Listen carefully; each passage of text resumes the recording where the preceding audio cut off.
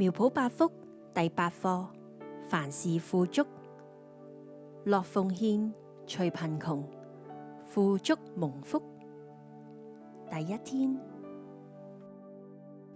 箴言10章22節，耶和華所賜的福，使人富足，並不加上憂慮。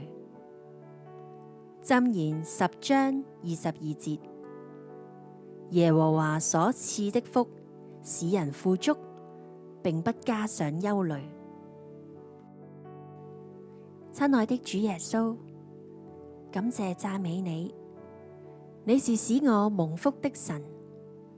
我不要背負任何經濟憂慮重擔，因為你必保守我的所有。求你幫助我活出真富足，單單倚靠你。奉主耶穌基督的名宣告，一切憂慮都要離開我。神必看顧保護我，祝福我的健康、經濟、工作、情緒。我是大蒙祝福、大蒙恩寵的。神知道我一切的需要，我要尊榮愛我的神。阿們。